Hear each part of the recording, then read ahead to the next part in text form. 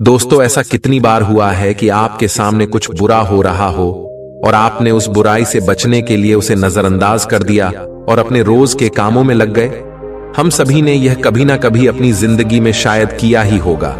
पर क्या हो जब वही बुरा व्यवहार आपके साथ हो रहा हो और ऐसे ही बाकी लोग आपको नजरअंदाज करके अपने काम करने लगे हैं। जब कोई आपको धमका रहा हो कि सच अगर आपने किसी को बताया तो आपको नुकसान पहुंचेगा क्या, फिर भी आप सच बोलेंगे क्या? फिर भी आप खुद के हक और सच के लिए लड़ेंगे? दोस्तों, कई बार सच बोलने के लिए बहुत हिम्मत की जरूरत होती है और यह हिम्मत जो गलत के सामने खड़े होने के लिए जरूरी है। यह हिम्मत अपने अंदर लाना बहुत मुश्किल हो सकता है। क्या लगता है आपको कितने लोग ऐसी परिस्थिति में सच बोलने की हिम्मत करेंगे? दोस्तों, आज की इस बौद्ध कहानी के माध्यम से हम यही सीखेंगे कि चाहे परिस्थिति कितनी भी कठिन क्यों ना हो, सच बोलना और गलत का सामना करना कितना जरूरी होता है। और हम देखेंगे कि आज के हमारे इस कहानी के युवक ने कैसे हिम्मत जुटाई और सच का साथ दिया। तो बिना किसी देरी के शुरू करते। एक बार की बात है, एक नगर में एक युवक रहता था जो बहुत ही अच्छा था, जो स्वभाव का बहुत ही सीधा और मन से बहुत ही सरल था। वह न तो किसी से लड़ाई झगड़े करता था और ना ही किसी को कभी भला बुरा कहता। वह लोगों की मदद भी किया करता, लेकिन फिर भी कुछ लोग उसे भला बुरा कहते हैं। इस पर वह मुस्कुराकर वहां से चला जाता है जहां वह नौकरी किया करता था। वह सेठ भी उसे बहुत कम तनख्वाह दिया करता था। तब भी वह कभी अपने सेठ का विरोध नहीं करता, बल्कि हंसकर उसके सारे आदेशों का पालन किया करता और खूब मन लगाकर काम किया करता। उसकी भलाई के कारण हर कोई जो भी उससे मिलता उसे दबाने की कोशिश करता, उसे डराने की कोशिश करता। उसके इस सीधे साधे व्यवहार के कारण लोग उसे पागल भी कहते थे और कई तो यह भी कहते हैं कि वह अपने जीवन में कभी कुछ नहीं कर पाएगा। यह तो बहुत ही सीधा है और आज के जमाने में इतना सीधा होना भी अच्छी बात नहीं है। वह युवक गरीब था, लेकिन वह कभी किसी से शिकायत नहीं करता था। वह नौकरी करके पैसे इकट्ठा किया करता ताकि वह अपनी गरीबी से बाहर निकल सके। लेकिन जब भी वह गरीबी से बाहर निकल की कोशिश करता तो कुछ लोग आते और उसकी वह जमा पूंजी उससे लेकर चले जाते। कभी उसके रिश्तेदार आते तो कभी उसका कोई सगा संबंधी, जो अपना दुख दर्द दिखाकर, अपना दुख दर्द सुनाकर उसका जोड़ा हुआ एक एक रुपये उससे ले जाते और वह युवक कुछ नहीं कर पाता। वह तो केवल यही सोचता रहता था कि वह एक अच्छा आदमी है और अच्छे आदमी कभी किसी पर अत्याचार नहीं करते, वो कभी किसी का विरोध नहीं करते। वह तो स्वयं में खुश रहते हैं और दूसरों की मदद भी करते हैं। इन सारी बातों से वह अपने आप को समझा लेता। एक दिन की बात है, उसने देखा कि उसका एक मित्र चोरी चाकरी करके, बेईमानी करके, गलत काम करके आज बहुत धनवान बन चुका है और उसके पास अत्यधिक खुशियां हैं, पैसा है और यह समाज उसे सम्मान भी देता है। वो ना तो दान करता है और ना ही लोगों की मदद करता है, बल्कि वह तो दूसरों पर अत्याचार करता है। वह जबरदस्ती लोगों के पैसे लूट लेता है और उन्हीं पर चीखता चिल्लाता भी है। फिर भी यह समाज उसी को पसंद करता है। लेकिन मैं एक सीधा साधा इंसान हूं, मैं एक अच्छा युवक हूं, फिर भी मुझे कोई पसंद नहीं करता। मुझे तो सब लोग पागल समझते हैं और मेरे जीवन में तो केवल दुख ही दुख है। वह युवक मन ही मन यह सोच रहा था कि तभी उसके मन में एक और विचार उत्पन्न हुआ। वो यह सोचने लगा, क्या मुझे बुराई का रास्ता अपना लेना चाहिए? एक दिन वह अपने मालिक के घर पर काम कर रहा था। तभी अचानक उसके हाथों से एक सामान गिरकर टूट गया जो कीमती था। इस पर उसके मालिक ने उसे बहुत खरी खोटी सुनाई, उसकी पिटाई की और कहता है, तुझे अब से 1 साल तक मेरे यहां पर मुफ्त में काम करना होगा। क्या तुझे नहीं पता था कि यह कितनी कीमती चीज है? अब से 1 साल तक मैं तुझे कोई पैसे नहीं देने वाला हूं। वह युवक रो रहा था, गिड़गिड़ा रहा था, लेकिन उसके मालिक ने उसकी एक नहीं सुनी। वह रोता हुआ अपने घर जा रहा था। उसी रास्ते से एक बौद्ध भिक्षु भी गुजर रहे थे। उन्होंने जब उस युवक के रोने की आवाज सुनी तो वह उस युवक के पास आए और उस युवक से कहते हैं, यह सब कैसे हुआ? तुम्हारे शरीर पर तो बहुत जख्म है, लाओ मैं तुम्हें मरहम लगा देता हूं ताकि तुम्हें कुछ आराम मिल सके। इतना कहकर उन भिक्षु ने युवक के शरीर पर कुछ जड़ी बूटियों का लेप लगाया, जिससे उस युवक को अपने दर्द से थोड़ी राहत मिली।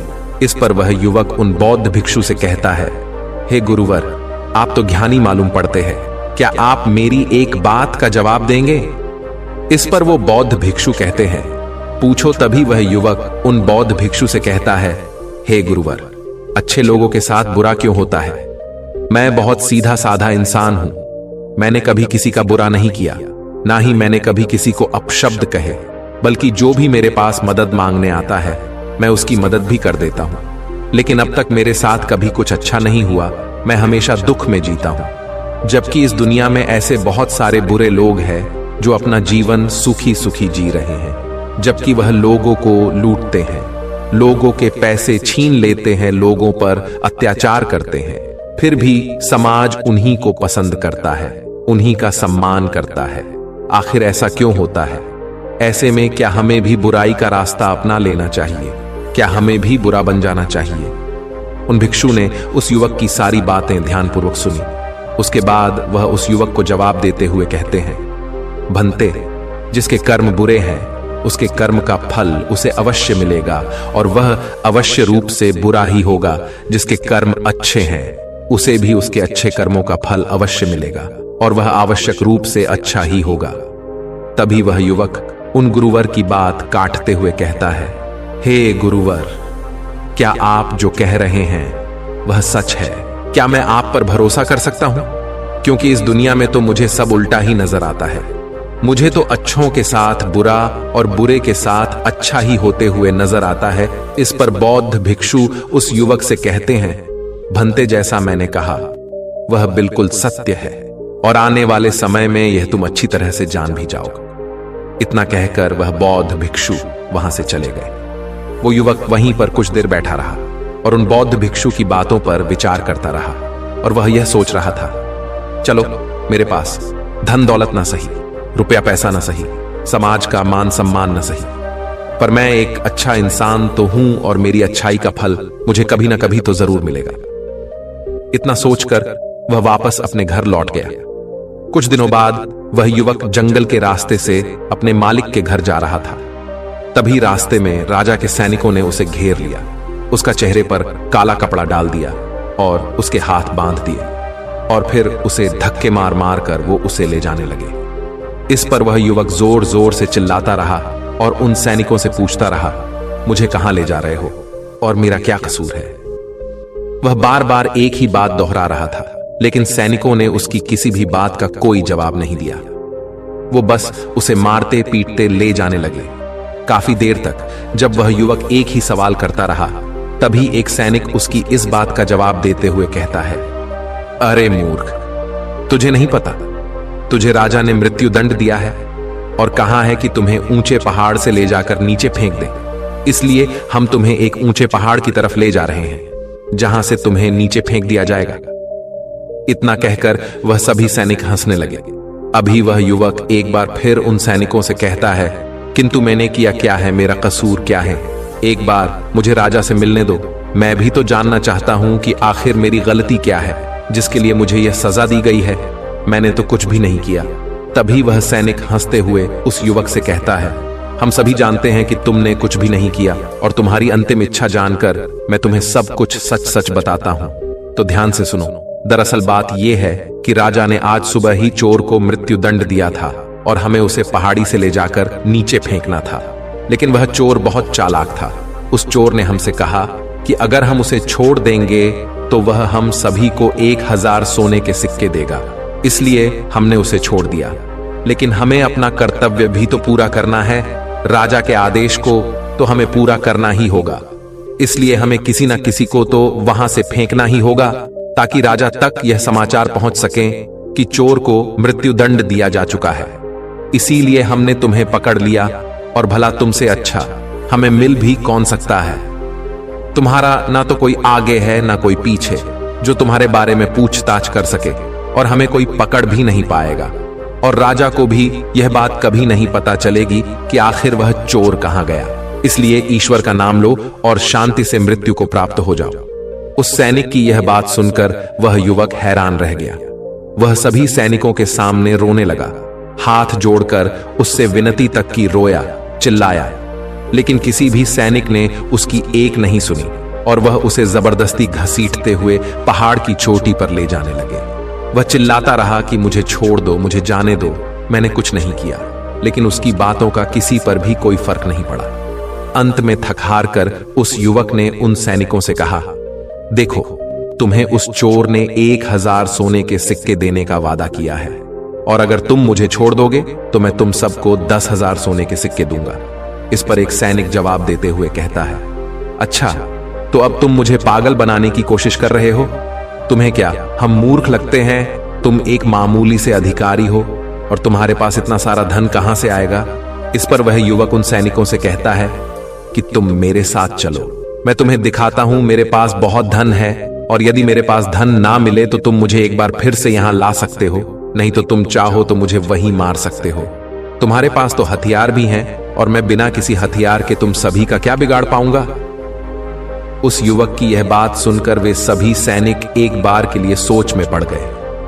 उन सभी ने आपस में मिलकर विचार किया और युवक से कहा, ठीक है, हम तुम्हारी बात मान लेते हैं, लेकिन मेरी एक बात याद रखना, यदि हमें धन नहीं मिला तो हम तुम्हें वहीं पर मार देंगे। चलो हमें दिखाओ वह धन कहां पर है। इस पर वह युवक कहता है, उससे पहले मेरी आंखों से ये काला कपड़ा तो हटाओ, इसके बिना मैं आपको रास्ता कैसे दिखा पाऊंगा। उन सैनिकों ने उस युवक की बात मान ली और उस युवक के सिर पर से वह काला कपड़ा हटा दिया गया। उसके बाद वह युवक उन सभी को एक गुफा में ले जाता है। वह युवक उस गुफा से भली भांति परिचित था। वह गुफा देखने में तो बड़ी सीधी सी लगती थी, लेकिन अंदर से वह एक भूल भुलैया थी।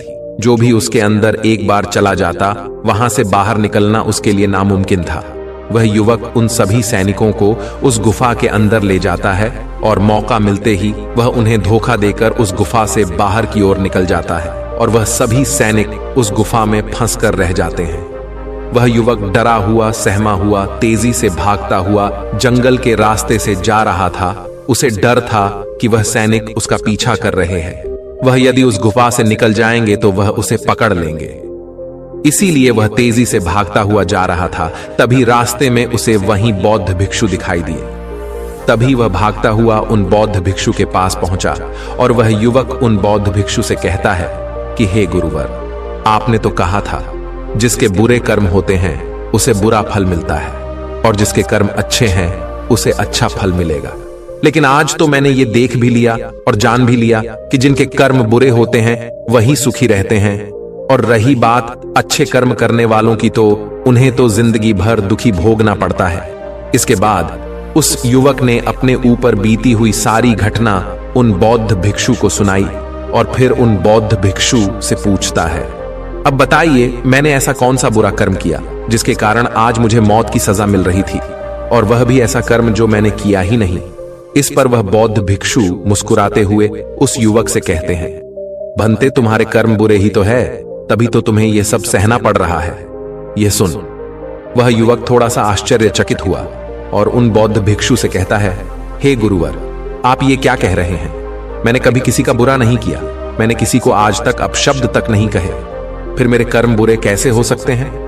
मैंने तो कोई भी बुरा काम नहीं किया, ना ही मैंने चोरी की, ना ही किसी से बेईमानी की, किसी को सताया तक नहीं, किसी को भला बुरा तक नहीं कहा, फिर मेरे कर्म बुरे कैसे हो सकते हैं?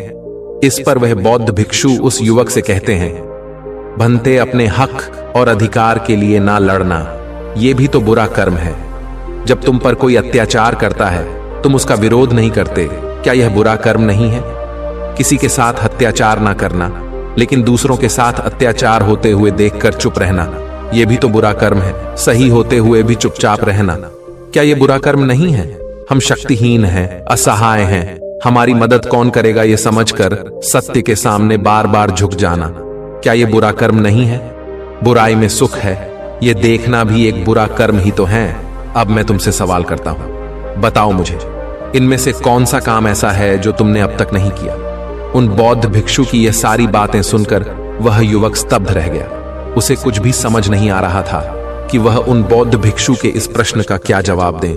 काफी देर सोच विचार करने के बाद वह उन्हें बौद्ध भिक्षु से कहता है, हे गुरुवर, आप सत्य कहते हैं, ये सारे कर्म मैंने किए हैं और आप सही हैं। ये सारे बुरे कर्म मेरे द्वारा ही किए गए हैं, और मैं अपने आप को हमेशा एक अच्छा इंसान मानता था। मैं हमेशा लोगों की मदद करता था, कभी किसी के सामने आवाज नहीं उठाता था, और मुझे लगता था कि मैं एक बहुत ही सीधा, सरल और अच्छा व्यक्ति हूं। लेकिन मैं यह नहीं जानता था कि जाने अनजाने में बुरे कर्म कर रहा हूं। आगे वह युवक अपने दोनों हाथ जोड़कर उन गुरुवार से कहता है, हे गुरुवर, अगर यह सारे बुरे कर्म है तो अच्छा कर्म क्या है और अच्छा व्यक्ति कौन होता है? इसका जवाब देते हुए वह बौद्ध भिक्षु उस युवक से कहते हैं, भंते, जो हमेशा सत्य के साथ खड़ा रहता है, जो लोगों की मदद करता है, ईमानदारी से अपना कार्य पूरा करता है, जो विनम्र है लेकिन कमजोर नहीं, जो अपने आप पर गर्व कर सकता है लेकिन अहंकार नहीं, जो बुराई को नहीं सह सकता लेकिन अच्छाई के लिए हमेशा प्रयासरत रहता है, जो आलस्य नहीं करता और अपने जीवन को अपने नियंत्रण में रखता है, जो निडर रहता है। तभी वह युवक उन बौद्ध भिक्षु से कहता है, हे गुरुवर, आपने जो कुछ भी कहा वह एकदम सत्य है, लेकिन आप ही बताइए, भला एक गरीब और कमजोर इंसान किसी के सामने कैसे खड़ा हो सकता है, किसी का विरोध कैसे कर सकता है? इस पर वह बौद्ध भिक्षु उस युवक के इस प्रश्न का जवाब देते हुए कहते हैं, भक्त, लगता है तुम भूल गए। अभी कुछ देर पहले ही तुमने उन सैनिकों के सामने खड़े होकर अपनी सूझबूझ से अपना जीवन बचाया है। व्यक्ति को हमेशा अपने मन से शक्तिशाली होना चाहिए, क्योंकि यह जीवन हमेशा नहीं रहता। डरते हुए जीवन जीने से अच्छा है, निर्भय होकर एक दिन खुलकर जी लो। तभी वह युवक उन गुरुवर से कहता है, हे गुरुवर, आपकी सारी बातें सत्य है, लेकिन फिर भी यदि किसी के सर पर मौत मंडरा रही हो तो वह व्यक्ति अपनी जान बचाने के बारे में तो सोचेगा ही, और मैंने भी तो वही किया। लेकिन अब जब मैं आपके सामने खड़ा हूं तो मेरे भीतर वो क्षमता नहीं है, मेरे भीतर वो हिम्मत नहीं है कि मैं किसी का विरोध कर सकूं, किसी के सामने खड़ा हो सकूं।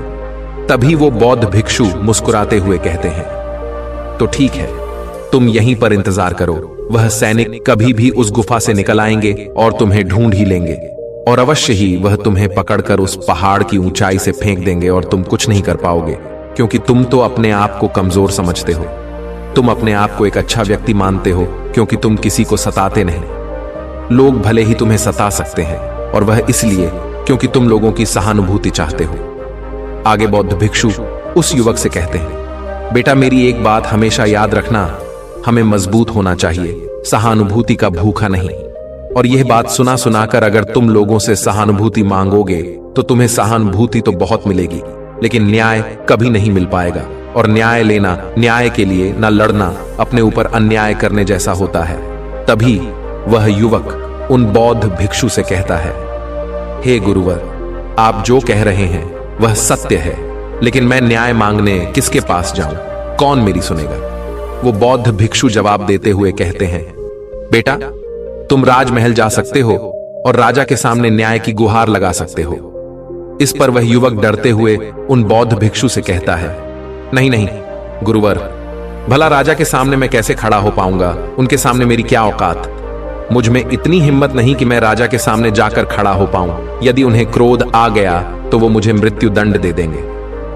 तभी वह बौद्ध भिक्षु मुस्कुराते हुए उस युवक से कहते हैं, बेटा, तुम्हें मृत्युदंड तो मिल ही चुका है। भले वो राजा ने ना दिया हो, लेकिन सैनिकों ने तो तुम्हें मृत्युदंड दे ही दिया है। इतना कहकर वह बौद्ध भिक्षु वहां से अपने मार्ग में आगे की ओर चल पड़े। वह युवक वहीं पर खड़े खड़े उन बौद्ध भिक्षु की बातों पर विचार कर रहा था, और फिर तभी अचानक उसे किसी के आने की आवाज सुनाई दी। वह चुपचाप उन झाड़ियों में जाकर छुप गया। रात होने को थी, जिस कारण उन झाड़ियों में किसी को कोई नजर नहीं आया। उस युवक ने रात भर वहीं गुजारी, और वह रात भर केवल यही सोचता रहा कि आखिर वह क्या करे।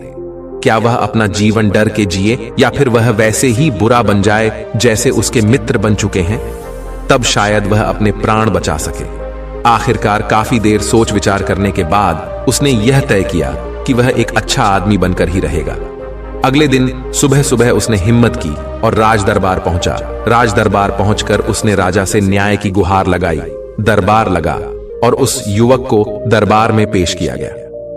राजा ने उस युवक से पूछा, कहो, क्या तकलीफ है? किसने तुम पर अत्याचार किया?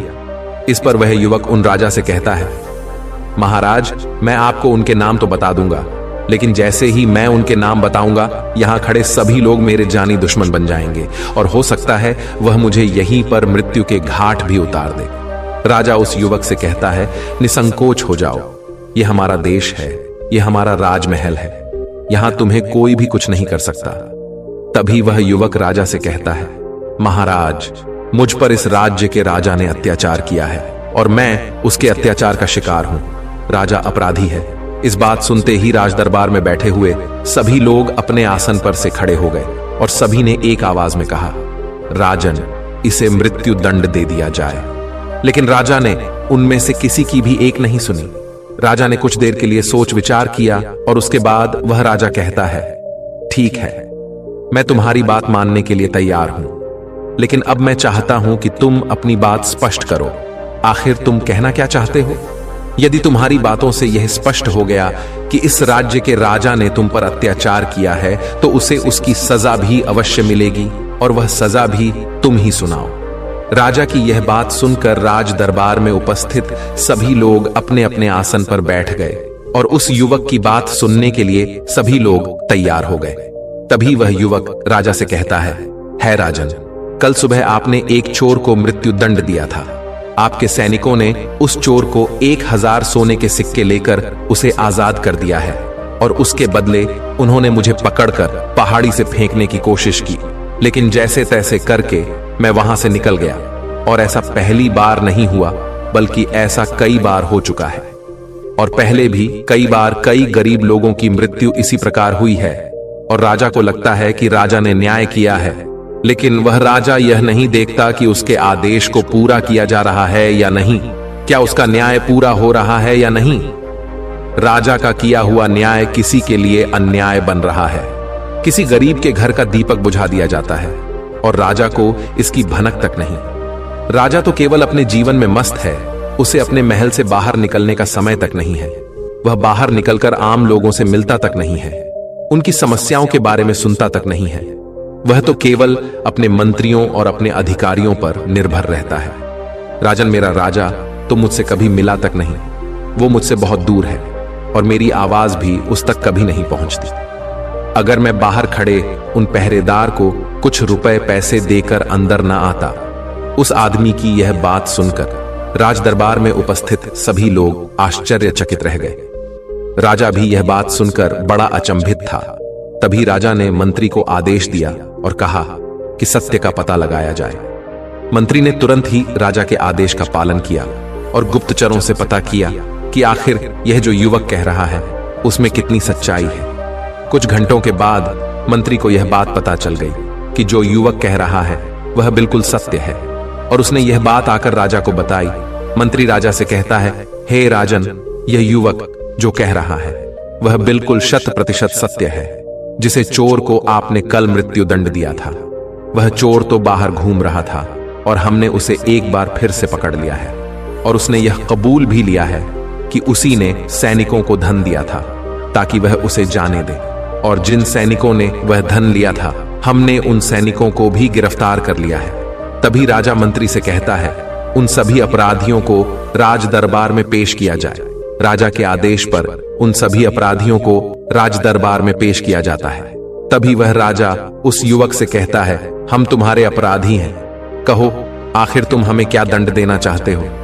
तुम जो भी दंड हमें दोगे वो हमें खुशी खुशी स्वीकार है।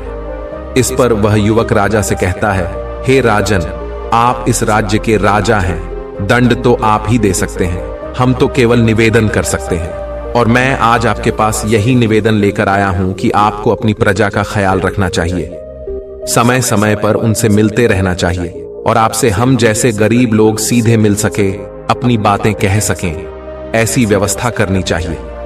इस पर राजा ने मंत्री को आदेश दिया और कहा, मंत्री जी, उन दरबारियों को भी पकड़कर लाया जाए जिन्होंने इस व्यक्ति से धन लेकर इसे अंदर आने की अनुमति दी। मंत्री ने राजा के आदेश का पालन किया और उन दरबारियों को भी दरबार में पेश किया गया। राजा ने उन दरबारियों को भी नौकरी से निकाल दिया और उन्हें 3 महीने की काल कोठरी में रहने की सजा सुनाई। आगे जाकर राजा उस युवक से कहता है, मैंने तुम्हारे जैसा निर्भय व्यक्ति आज तक नहीं देखा। तुम ईमानदार भी हो, सच्चे भी हो और तुम जैसे व्यक्तियों की हमारे समाज में बहुत आवश्यकता है। मुझ जैसे राजा को भी आज तुमने आईना दिखा दिया है।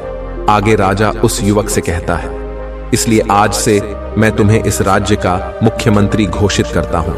इस पर वह युवक कहता है, नहीं नहीं महाराज, मैं तो बस अपनी विनती यहां पर लेकर आया था, आपने मेरी बात सुनी, बस इसी में मैं खुश हूं। इतना कहकर उस युवक ने राजा को प्रणाम किया और वापस अपने घर लौट गया। देखते ही देखते उस युवक का नाम पूरे राज्य में फैल गया। सब उसे जानने लगे, उसे पहचानने लगे और वह व्यक्ति केवल एक ही बात कहता था, अच्छे कर्मों का फल हमेशा अच्छा ही होता है। बस हमें बुराइयों से नहीं डरना चाहिए, हमें तो बिना डरे सच का सामना करना है। दोस्तों, इस कहानी के माध्यम से मुझे उम्मीद है कि आपको यह समझ में आ चुका होगा कि अच्छा होना क्या होता है और एक सच्चा व्यक्ति कैसे बनता है। यदि आप भी अपने आप को एक अच्छा और सच्चा व्यक्ति मानते हैं और आपको लगता है कि आप भीतर से अच्छे हैं और आपके साथ बुरा हो रहा है, तो उस बुराई का कारण कौन है, उस तकलीफ का कारण कौन है, यह आपको अच्छी तरह से पता चल चुका होगा। इसलिए खुद को कमजोर और असहाय न माने, अपने लिए लड़ना सीखें, अपने आप को भीतर से मजबूत बनाएं, अपने मन को कठोर बनाएं ताकि आप उन परिस्थितियों और लोगों का सामना कर सके जो आपका फायदा उठाने की कोशिश करते हैं, क्योंकि बुरा ही सहना भी एक बुरा कर्म ही है। दोस्तों, आपने आज के इस वीडियो से क्या सीखा वह मुझे आप कमेंट में बता सकते हैं। इसी के साथ मैं उम्मीद है कि आपको आज की वीडियो पसंद आई होगी, तो इस वीडियो को उस इंसान को शेयर करें जिससे यह कहानी सुनने की जरूरत है और उसी के ठीक बाद चैनल को सब्सक्राइब करें। तो चलिए फिर मिलते हैं ऐसी एक और नई वीडियो में एक नए मैसेज के साथ। तब तक के लिए अपना ख्याल रखें। धन्यवाद।